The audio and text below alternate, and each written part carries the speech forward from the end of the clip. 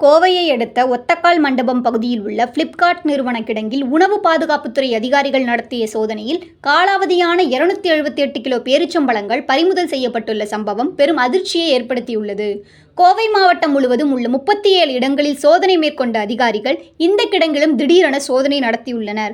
அப்போது அந்த கிடங்கில் பெட்டி பெட்டியாக வைக்கப்பட்டிருந்த 278 கிலோ பேரீச்சம்பழங்கள் காலாவதியானவை என கண்டறியப்பட்டுள்ளன.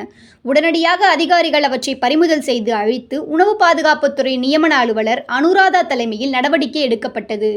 ஒருவேளை நீங்கள் வாங்கும் பொருட்கள் காலாவதியானதாக இருந்தால் அப்போது சட்ட ரீதியாக BNS செக்ஷன் 272 காலாவதி உணவுப் பொருட்கள் விற்பனை, உடல் நலத்துக்கு தீங்கு தரும் உணவுகளை விற்றல், செக்ஷன் 273 நச்சுத்தன்மை உள்ள உணவுகள் விற்பனை, உடனடி அல்லது தீவிர உடல்நல பாதிப்பை ஏற்படுத்தும் உணவுகள் தெரிந்தே விற்பது, அது மட்டுமல்லாமல் நுகர்வோர் பாதுகாப்பு சட்ட பிரிவுகள் கன்சியூமர் புரொடெக்ஷன் ஆக்ட் 2019 படி செக்ஷன் 247 காலாவதியான பொருளை விற்றல் என்பது நியாயமற்ற வணிக நடவடிக்கையாகும். செக்ஷன் 70 ப்ராடக்ட் லயபிலிட்டி காலாவதி உணவால் நுகர்வோருக்கு நோய் அல்லது நஷ்டம் ஏற்பட்டால் உற்பத்தியாளர், விநியோகஸ்தர் அல்லது விற்பனையாளர் பொறுப்பு வகிக்க வேண்டும்.